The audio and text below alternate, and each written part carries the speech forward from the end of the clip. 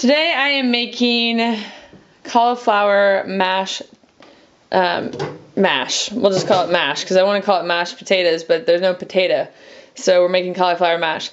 So I had a head of cauliflower, I cut that up, and these have been steaming to cook.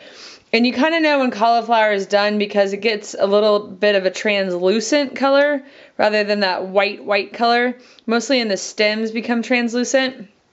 And cauliflower mash is made, people I've seen use a food processor, a Vitamix blender, an immersion blender, or do it by hand. And I have not had tremendous success with doing it with a food processor because I end up processing it too much. So I'm going to try it today with a hand masher and see where that gets me.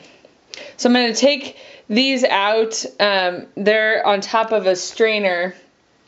And then okay, so they're in the bowl, and I've got my potato masher, and this is probably going to require 2 hands because I didn't let them cook. I probably could have cooked them a little bit longer to get them more mashed, but I wanted it to have a more chunky consistency, and certainly you can cut the cauliflower up smaller too so that it cooks faster and breaks down more easily.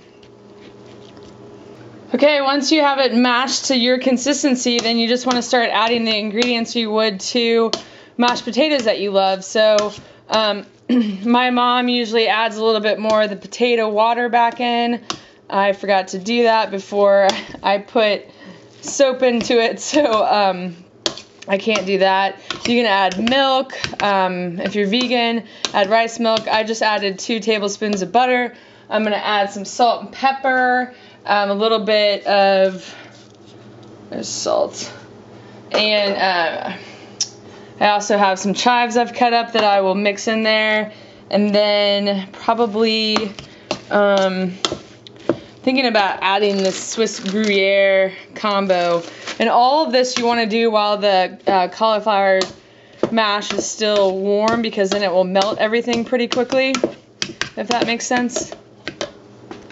Okay, and there you have it. I'm going to add some little bacon pieces as well, just because I had them in my cupboard.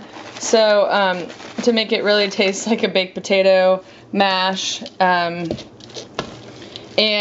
my friend Tanya, who lives in South Africa, I live in the United States, is making this pretty regularly right now. She does hers with butter feta cheese, I think she said, Gouda. She uses a immersion blender and has really good success with it. So you could try that as well. It's kind of fun just to play around with what you have in your refrigerator or in your cupboard. I thought I had some garlic salt, but I don't, so I am just using, I decided to use kind of the Swiss and the Gruyere for a little more of a punch there instead. And Tanya also taught me that you want to put the chives in last so they don't get smashed down. If you're using an immersion blender, the whole mixture can start turning green. So if you put the chives in after you've done the immersion, then you don't have to, then they will still look like chives instead of like green taters. So there you have it. And another tip from Tanya is that she put some cauliflower mash underneath chicken tikka the other night. So that's another option as well. If you're looking for a substitute for mashed potatoes, think of all the ways that you use it in like shepherd's pie and stuff like that. I am off to watch TV and eat.